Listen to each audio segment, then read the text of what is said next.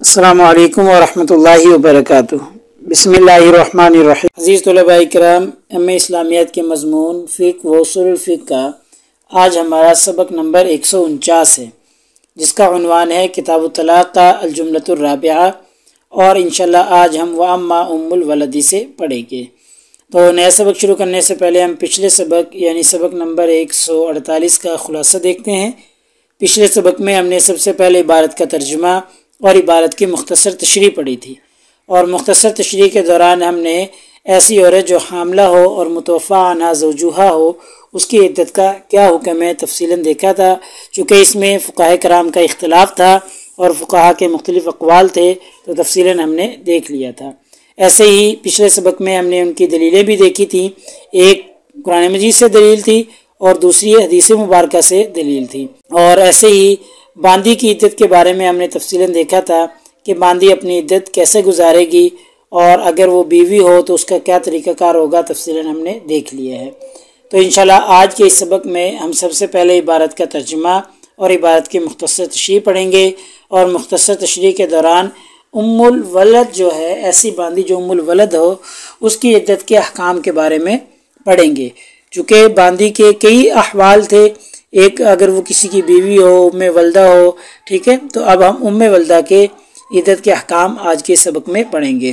तो चूँकि इस मसले में फ़ुक़हा का इख्तिलाफ़ है, तो इख्तिलाफ़ पर तफसीलन रोशनी डाली जाएगी, और साथ ही साथ उन तमाम फ़ुक़हा के दलाइल भी पेश किए जाएंगे, और फिर आखिर में इख्तिलाफ़ का सबब जानने की कोशिश की जाएगी कि जो फ़ुक़हा में ये इख्तिलाफ़ हुआ है, इख्तिलाफ़ किस सबब से हुआ है।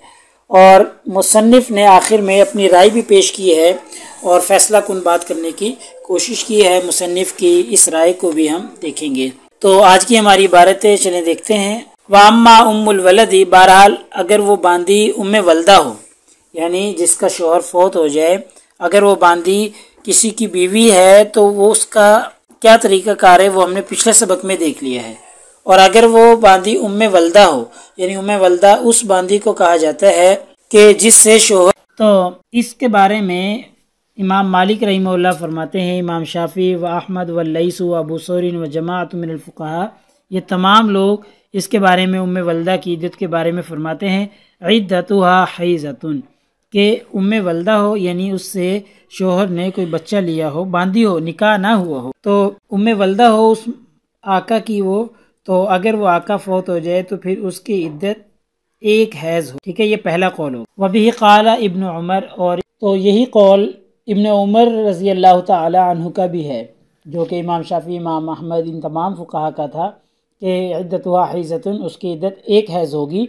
यही कौल तमाम फ़ुक़हा के साथ साथ इब्न उमर रज़ी अल्लाह तआला अन्हु का भी है। वक़ाल मालिकुन, इमाम मालिक रहिमहुल्लाह फरमाते हैं, व इन कानत मिम्मन ला तहीज़ु, अगर वो औरत, वो उम्मे वल्दा ऐसी है जिसको हैज़ नहीं आता, तो ये अतद्दत सलासत अशहुरिन, फिर वो 3 महीने इद्दत गुजारेगी, ठीक है। वो 3 महीने इद्दत अपनी पूरी करेगी। वलह सुकना, और शोहर के ऊपर वाजिब होगा इसको रिहाइश देना भी। वक़ाल अबू हनीफ़ा व अस्हाबु व सौरियु, इमाम अबू हनीफ़ा रहिमहुल्लाह और उनके असहाब और इमाम सौरी रहिमहुल्लाह फरमाते हैं, इद्दतुहा सलासतु हियज़िन, कि उसकी जो इद्दत है वो 3 हैज़ होगी, ठीक है। यानी ऐसी औरत जिसका मालिक जो है वफ़ात पा गया हो और वो उम्मे वल्दा हो, तो इद्दतुहा हैज़तुन पहला कौल इन फ़ुक़हा का था, और दूसरा कौल इद्दतुहा सलासु हियज़िन, 3 हैज़ उसकी इद्दत होगी। इमाम अबू हनीफ़ा रहिमहुल्लाह का कहना है। 2 कौल हो गए, याद रखिएगा। वह कौलु अलीइन व इब्न मसूदिन, यही कौल इब्न मसूद और हज़रत अली रज़ी अल्लाह तआला अन्हुमा का है। 2 कौल हो गए। तीसरा कौल वक़ाल कौमुन, एक फ़ुक़हा की जमात का कहना है, इद्दतुहा निस्फ़ु इद्दतिल हुर्रति अलमुतवफ़ा अन्हा ज़ौजुहा, के मुतवफ़ा अन्हा ज़ौजुहा आज़ाद औरत की इद्दत का निसफ़ इद्दत इसकी होगी, ठीक है। 3 कौल हो गए। पहला कौल 1 हैज़ होगा उम्मे वल्दा का, दूसरा कौल 3 हैज़ इद्दत होगी उम्मे वल्दा की, तीसरा कौल कि आज़ाद औरत 4 महीने 10 दिन इद्दत गुजारती है शोहर के फौत होने की सूरत में, तो ये उम्मे वल्दा उसकी निसफ़ गुजारेगी, चौथा कौल वक़ाल कौमुन, फ़ुक़हा की एक जमात का कहना इद्दतुहा इद्दतुल हुर्रती, कि इसकी जो इद्दत है वो आज़ाद औरत की इद्दत की तरह है, और उसकी कितनी अरबात अशहुर व अशरा, 4 महीने और 10 दिन। तो लिहाजा पूरी इद्दत गुजारेगी उम्मे वल्दा भी, जैसे आज़ाद औरत 4 महीने 10 दिन इद्दत गुजारती है। ठीक है, ये 4 अक़वाल हो गए। पहला कौल 1 हैज़ गुजारेगी, दूसरा कौल 3 हैज़ इद्दत गुजारेगी, तीसरा कौल आज़ाद औरत की निस्बत निसफ़ इद्दत गुजारेगी, चौथा कौल के 4 महीने 10 दिन पूरी इद्दत गुजारेगी। अब यहाँ से मुसन्निफ़ उन चारों अक़वाल के दलाइल बयान करने लगे हैं। वह हुज्जत मालिकिन, पहला कौल जो था कि 1 हैज़ इद्दत गुजारेगी, इमाम मालिक रहमहुल्लाह जिसमें शामिल थे, उनकी दलील है अन्नहा लैसत ज़ौजतन, कि वो बीवी तो है नहीं, उम्मे वल्दा किसी की बीवी तो नहीं होती ना। वतअतद्दा इद्दतल वफ़ाती, कि वो शोहर के वफ़ात वाली इद्दत गुजारे, क्योंकि वो बीवी नहीं है इसलिए शोहर की वफ़ात वाली इद्दत तो वो नहीं गुजार सकती। वला मुतल्लक़तन, और ना ही वो तलाक़ याफ्ता है, उम्मे वल्दा है ना, उसका मालिक ही फौत हुआ है, तलाक़ तो नहीं हुई उसे। तो फ़तअतद्दा सलास हियज़िन, कि वो तलाक़ वाली 3 हैज़ इद्दत गुजारे, मुतल्लक़ा भी नहीं है और वो किसी की बीवी भी नहीं है, तो इसलिए ना तो वो शोहर की वफ़ात वाली इद्दत गुजारेगी और ना 3 हैज़ इद्दत गुजारेगी। तो फ़लम यबक़ा इल्लल इस्तिब्राउ रहिमहा, हाँ सिर्फ ये बाकी रह गया कि उसका रहम बरी हो जाए, बस ये मालूम करना था, इतना मालूम करना है। वज़ालिका यकून बिहैज़तिन, और ये मामला रहम के बरी होने का, रहम के साफ़ होने का, हमल से खाली होने का 1 हैज़ से पता चल जाता है। तशबीह बिल अमती यमूत अनहा सय्यिदुहा, और इसको तशबीह दिए इमाम मालिक रहमहुल्लाह ने ऐसे आका की तरफ कि जो फौत हो जाए और उसकी बांदी रह जाए। तो जैसे वो बांदी जो है जिसका आका फौत हुआ है वो सिर्फ इस्तिब्राए रहम करती है, बाकी वो कोई इद्दत नहीं गुजारती, तो ऐसे ही उम्मे वल्दा भी है। ये इमाम मालिक रहमहुल्लाह का कहना है। वज़ालिका माला खिलाफ फ़ीही, और इसमें कोई इख्तिलाफ नहीं है, यानी अगर कोई बांदी और उसका आका फौत हो जाए तो वो कोई इद्दत नहीं गुजारती, इसमें किसी का कोई इख्तिलाफ नहीं है। तो लिहाजा इमाम मालिक रहमहुल्लाह ने उम्मे वल्दा को भी आम बांदी के ऊपर क्यास किया है, आम बांदी के साथ तशबीह दी है जिसका आका फौत हो जाए। दूसरे कौल की दलील वह हुज्जत अबी हनीफा रहमहुल्लाह, दूसरा कौल देख लें क्या था, इद्दतुहा सलास हियज़, के 3 हैज़ इद्दत गुजारेगी। उनकी दलील क्या है कि अन्नल इद्दत इन्नमा वजबत आलिया वहिया हुर्रतुन, कि जो इस बांदी पर उम्मे वल्दा पर इद्दत वाजिब हुई है वो इस हाल में हुई है कि वो आज़ाद थी। ठीक है, उम्मे वल्दा जैसे ही उसके शौहर की वफ़ात हुई तो वो आज़ाद हो गई ना। उम्मे वल्दा के बारे में उसूल होता है आका की वफ़ात के बाद वो खुद ब खुद आज़ाद हो जाती है उम्मे वल्दा। तो जैसे ही उसका शौहर फौत हुआ तो वो आज़ाद हो गई, तो अब आज़ाद होने की सूरत में उसके ऊपर इद्दत आई है। वलैसत बिज़ौजतिन, और अब वो किसी की बीवी तो है नहीं है कि वो फ़तअतद्दा इद्दतल वफ़ाती, कि वो शौहर के वफ़ात वाली इद्दत गुजारे। वला भी आमतिन, और ना ही वो बांधी रही है, वो तो आज़ाद होगी शौहर की वफ़ात होने के फ़ौरन बाद ही, कि फ़तअतद्दा इद्दत आमतिन, के वो बांदी वाली इद्दत गुजारे। ना वो बांदी है और ना ही वो किसी की बीवी है, तो इसलिए ना तो शौहर की वफ़ात वाली इद्दत गुजारेगी और ना बांदी की इद्दत गुजारेगी। फ़वजबा, बस ये वाजिब है कि अन्तस्तब्रिया रहिमहा बिइद्दतिल अहरारी, तो वो आज़ाद औरत की इद्दत के ज़रिए अपने रहम को साफ़ कर ले, अपने रहम को बरी कर ले, बस ये ज़रूरी है। ठीक है, तो आज़ाद औरत के रहम का कैसे पता चलता है कि वो बरी है, हमल से खाली है, तो वो 3 हैज़ के ज़रिए पता चल जाता है। आगे देखें, व अम्मल लज़ीना औजबू लहा इद्दतल वफ़ाती, और वो फ़ुक़हा जो उसके लिए वफ़ात वाली इद्दत को वाजिब करार देते हैं कि वो शौहर के वफ़ात वाली इद्दत गुजारेगी, तीसरे कौल की दलील यानी कि फ़ाख्तत, जो वो दलील पकड़ते हैं बेहदीसिन, उस हदीस से रुवे अन अम्र इब्न अल-आसी, जो हज़रत अमर बिन आस रज़ी अल्लाह तआला अन्हु से मरवी है। क़ाला, फरमाया, ला तुलब्बिसु अलैना सुन्नत नबीना, कि हमारे ऊपर हमारे नबी सल्लल्लाहु अलैहि वसल्लम की सुन्नत को गुड़मुड़ ना करो, उसका इल्तिबास ना करो, एक दूसरे में ना मिलाओ। कि इद्दतु उम्मिल वलदी इज़ा तुवफ़िया अन्हा सय्यिदुहा अर्बअत अशहुरिन व अशरा, कि उम्मे वल्दा की इद्दत जब उसका आका उसका सैयद फौत हो जाए तो 4 महीने और 10 दिन है। तो लिहाजा उन्होंने कह दिया कि 4 महीने और 10 दिन वो इद्दत गुजारेगी उम्मे वल्दा के बारे में। वाज़े हदीस में हज़रत अमर बिन आस की हदीस है। वज़अफ़ा अहमदु हाज़ल हदीसा, इमाम अहमद बिन हम्बल रहिमहुल्लाह ने इस हदीस को ज़ईफ़ करार दिया है। वलम याख़ुज़ बिही, और इससे इस्तिदलाल नहीं किया। यानी ये जो आमिर बिन आस रज़ी अल्लाह ताला अन्हु की जो हदीस है ये ज़ईफ़ है, इमाम अहमद बिन हम्बल ने फरमाया, और इसको इस्तिदलाल के तौर पर नहीं लिया।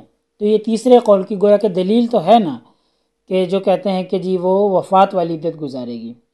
आगे चौथे कौल की दलील, वामामन औजबा अलीना निस्फ़ इद्दतिल हुर्रति तशबीहन बिज़ौजतिल अमती, और वो फुक़हा जो वाजिब करते हैं इस औरत के ऊपर निसफ़ इद्दत, आज़ाद औरत की निसफ़ इद्दत वाजिब करते हैं, तशबीहन बिज़ौजतिल अमती, वो उस बांदी के साथ तशबीह देते हैं जो किसी की ज़ौजा हो, ज़ौजा भी हो बांदी भी है तो वो निसफ़ इद्दत गुजारती है, तो ऐसे ही ये उम्मे वल्दा भी निसफ़ इद्दत गुजारेगी। ये चारों फुक़हा की चार दलीलें हो गई हैं। आगे देखें, फ़सबबुल खिलाफ़, यहाँ से इख्तिलाफ़ का सबब बयान किया जा रहा है कि ये जो फुक़हा में इख्तिलाफ़ हुआ है और ये चार अक़वाल हमारे सामने आए हैं, ये ऐसा क्यों हुआ है, इस इख्तिलाफ़ की असल वजह और असल जड़ क्या है। अन्हा मस्कूतुन अन्हा, कि इसके बारे में शरीयत जो है वो खामोश है। ये मस्कूत अन्हा मसला है कि जिसके बारे में शरीयत खामोश है। जब शरीयत खामोश है तो इसलिए फुक़हा का आपस में इख्तिलाफ़ हो गया। वही मुतरद्दिदतुश्शबही बैनल अमती वल हुर्रती, और इसको बांदी के साथ तशबीह देने में और आज़ाद औरत के साथ तशबीह देने में मुशाबिहत पाई जाती है, तरद्दुद पाया जाता है। ठीक है, आज़ाद के साथ इसको तशबीह दें या इसको बांदी के साथ तशबीह दें, तो इसमें तरद्दुद है। तो इस वजह से फुक़हा के दरमियान में इख्तिलाफ़ हो गया है। अब जो फुक़हा वामामन शब्बहा बिज़ौजतिल अमती, और वो फुक़हा जो इसको तशबीह देते हैं बीवी बांदी के साथ, यानी ऐसी बांदी जो बीवी भी हो किसी की, फ़ज़ईफ़ुन, तो ये बात ज़ईफ़ है, कमज़ोर है। वह अज़अफ़ु मिन्हु, और इससे भी ज़्यादा कमज़ोर वो है मन शब्बहा बिइद्दतिल हुर्रतिल मुतल्लक़ती, जो इसको मुतल्लक़ा आज़ाद औरत की इद्दत के साथ तशबीह देते हैं, और वह हुआ मज़हब अबी हनीफ़ा रहिमहुल्लाह, और ये इमाम अबू हनीफ़ा रहिमहुल्लाह का मज़हब है। यानी आखिर में मुसन्निफ़ ने अपनी राय दे दी कि भाई बांदी और जो ज़ौजा हो उसके साथ तशबीह देने वाले फुक़हा की बात तो बिल्कुल ज़ईफ़ है, और इससे भी ज़्यादा ज़ईफ़ उन फुक़हा की है जो इसको मुतल्लक़ा आज़ाद औरत की इद्दत का तशबीह देते हैं, जैसा कि इमाम अबू हनीफ़ा रहिमहुल्लाह ने कहा था। वो कहते हैं ये उससे भी ज़्यादा ज़ईफ़ है। आखिर में मुसन्निफ़ ने अपनी राय भी पेश कर दी है। तो ये इस इख्तिलाफ़ का सबब था कि इसके बारे में शरीयत खामोश है। अब बाज़ फुक़हा इसको बांदी के साथ तशबीह दे के आगे मसले बयान करते हैं, बाज़ फुक़हा इसको आज़ाद औरत के साथ तशबीह देकर इस पर मसाइल का ढांचा खड़ा करते हैं। तो इसलिए फुक़हा के दरमियान में इख्तिलाफ़ हो गया।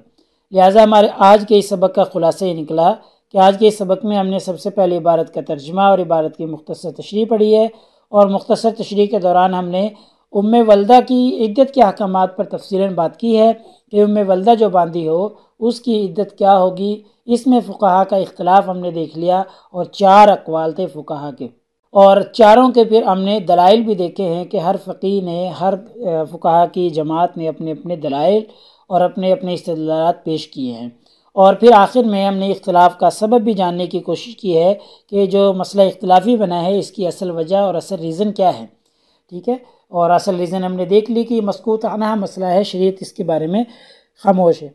और आखिर में मुसन्निफ़ ने अपनी राय दे दी कि वो फुक़हा जो इसको बांदी ज़ौजा के साथ तशबीह देते हैं वो बात ज़ईफ़ है उनकी, और इमाम अबू हनीफ़ा रहिमहुल्लाह के मसलक को तो मुसन्निफ़ ने बिल्कुल ही अज़फ़ करार दिया है, सबसे ज़्यादा ज़ईफ़ करार दिया है। तो पेपर में पूछे जाने वाले सवालात से मुतालिक अगर बात की जाए तो वही सवाल कि जी मज़कूर इबारत का तर्जुमा और तशरीह करें। ठीक है, और ऐसे ही उम्मे वल्दा की इद्दत के अहकामात फुक़हा के अक़वाल की रोशनी में बयान करें।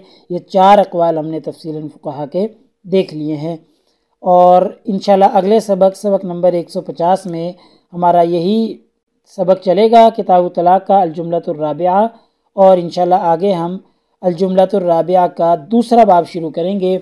हमने शुरू में पढ़ा था कि अल-जुमलतुर राबिआ के दो अबवाब हैं मुसन्निफ़ ने जो बांधे थे। पहला बाब हमारा मुकम्मल हो गया अल्हम्दुलिल्लाह।